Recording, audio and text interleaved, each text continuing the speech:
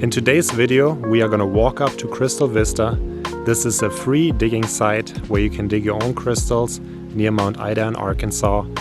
In September of 2024, the National Forest has done all kinds of changes to the digging area. So we're going to check out these updates and see how the site looks like today. Alright, so the first change, as you can see, is that there's a huge parking lot now.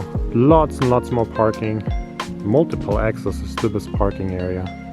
And let's go ahead and take the trail up the mountain now. Definitely this road has been upgraded. It's a lot wider. Seems to be pretty smooth. For sure, the path is a lot better. Big improvement. There's way less loose rocks. There's some nice big water bars that are preventing the major erosion like it used to erode down this path all the time. I have made a video on this location a few years ago, so you can kind of check that out and see how it used to look like. I'll leave the link right now in the corner of the video. Okay, I don't know if you can tell, but that's quite an elevation gain. We're just gonna keep on going up, up, up.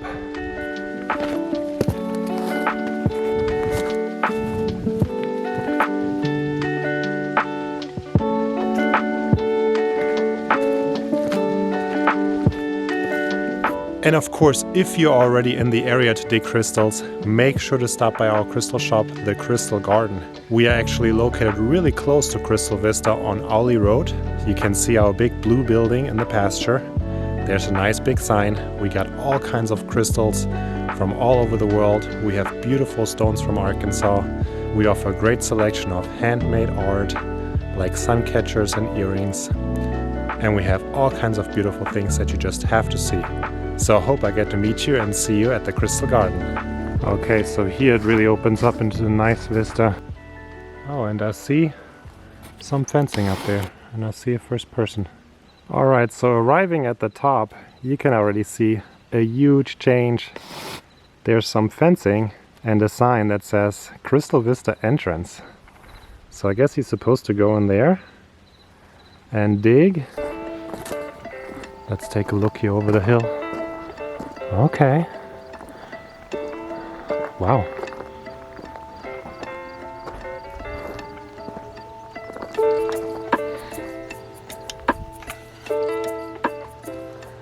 Okay, so they made it pretty clear over there with a bunch of brush in terms of don't go past that.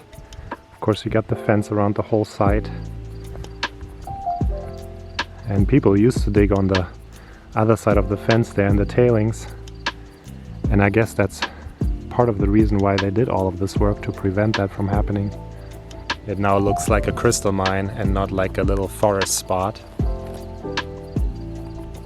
You know, one of the unfortunate things about this situation, of course, is that there's no more shade. This was a great spot in the summer when it was hot and you were able to dig for crystals and be completely in the shade. Pretty cool little sample here on this boulder. You got a little quartz vein filled with that clay running through it. Not something that you would take, but it's just neat to admire. So let's go ahead and do a little bit of surface collecting, see if there's anything just showing. But I really think after we're gonna have all these rains in the next months and years, it's gonna continue to show beautiful crystals. Alright, I see some black glass right there. When you see that black looking glass, that is always a good sign. Could be a nice clear crystal. Yeah. Definitely a little crystal point.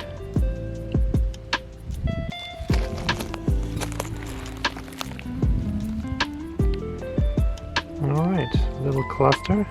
I see a little sparkle right there. Little Arkansas crystal right there, hanging out. Beautiful little crystal. And of course, while I'm up here, I might as well pick up some of the trash. Keep the site nice and beautiful for everybody to enjoy. Alright, so here's a quick little overview of the tools that you may need at Crystal Vista, the ones that I would recommend bringing. Of course, first of all, you need a little bucket. I'm bringing this 1 gallon bucket because it fits inside of my backpack and I don't have to carry it down the hill. I'll bring a little bit of tissue or some newspaper or something in case I find something really pretty that I want to wrap. Some gloves. You will always need gloves for crystal mining. It just makes sense. A screwdriver is really nice for those small crevices or like working in little tailings piles with more patience. Of course, some sort of handheld rake or cultivator. This is a Japanese made model that's really nice, sharp and sturdy. And the good old trusted S-Wing Geopick, one of the best tools for tailings, for general exploration, even for hard rock mining. Just a great tool in general. I will leave a link to all of these tools in the video description below, plus they also all listed on my website. And of course you want to make sure to bring some water, maybe bring a first aid kit depending on who you're traveling with. Alright, look at this crazy gem. That's the kind of stuff that I love right there. Little tabby with a faden line, double terminated, beautiful little crystal sculpture. Now there are some documents on the internet that are kind of explaining this whole situation and the whole process of why this decision has been made by the National Forest to update this site. And I'm going to leave the links to those in the description below. As a summary, they were concerned about some of the trees that were being dug around dying and potentially being a hazard by falling on people. And also they were really concerned with erosion on the slopes on either side of the digging area, and they wanted to make it clear where you can dig and where you're not supposed to dig to prevent some of those negative side effects of the crystal mining. So this is what we got, and let's go check it out some more. So we got the dig site over here, and just to give you an idea of what they created here for a barrier, looks like they pushed some of the trees that they took out over here. Of course you will find all kinds of these white quartz boulders, just white quartz rock, super common up here. And then this is the sandstone, which is kind of the host material for all of this quartz to form on. So I'm pretty glad to see that they didn't touch this area much right here, because that is definitely the prime example of the crystal veins in the sandstone. And that's always fun, even if you don't find a lot, just to see the geology and see the formation of these beautiful crystals. Yeah, look at that nice white quartz vein in between the layers of sandstone. There's some more.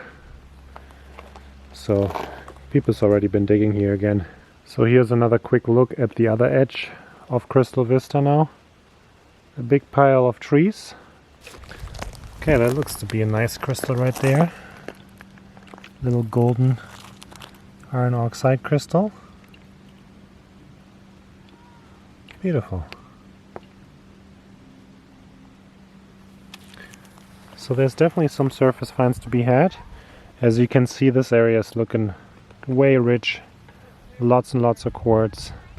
And I think I'm gonna do a little bit of digging here just for a few minutes to see how that goes.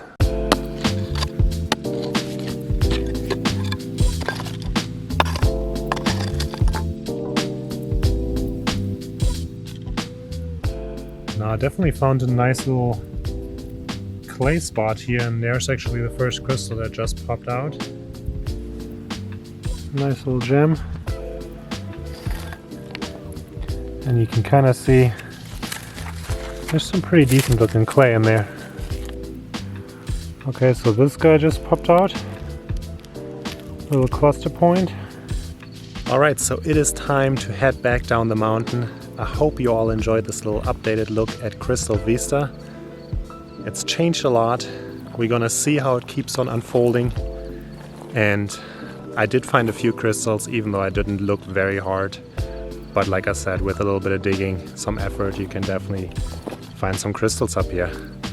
So I hope you enjoyed this video, and I'll see you in the next one. Aloha!